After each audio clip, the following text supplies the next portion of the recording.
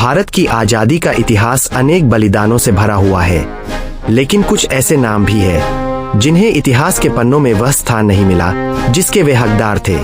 आज हम आपको एक ऐसे ही अनसुने नायक की कहानी सुनाने जा रहे हैं जिन्होंने देश की आजादी के लिए अपनी पूरी संपत्ति तक न्योछावर कर दी। यह कहानी है अब्दुल हबीब यूसुफ मारफानी की। अब्दुल हबीब यूसुफ मारफानी का संबंध गुजरात के सौराष्ट्र क्षेत्र के धोराजी शहर से था। वे मेमन समुदाय से आते थे, एक मेहनती, ईमानदार और व्यापार में प्रसिद्ध समुदाय।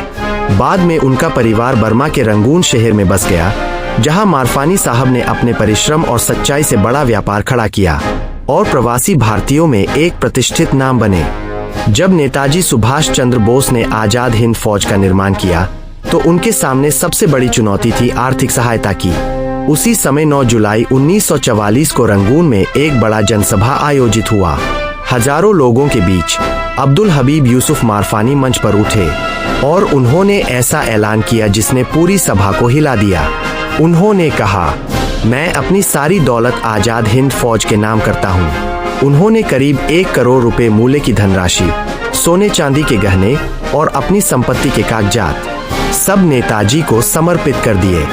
इतना विशाल दान देने के बाद मारफानी साहब की एक ही इच्छा थी। उन्होंने नेताजी से कहा, मुझे एक साधारण सैनिक बनाकर अपनी फौज में शामिल कर लीजिए। लेकिन नेताजी ने उनका हाथ पकड़कर कहा, आपका यह दान हजारों सैनिकों की शक्ति से भी बढ़कर है। आपका योगदान इसी रूप में देश के लिए अधिक मूल्यवान है। उनके इस अद्वितीय त्याग और देशभक्ति के लिए नेताजी ने उन्हें सेवक हिंद पदक से सम्मानित किया।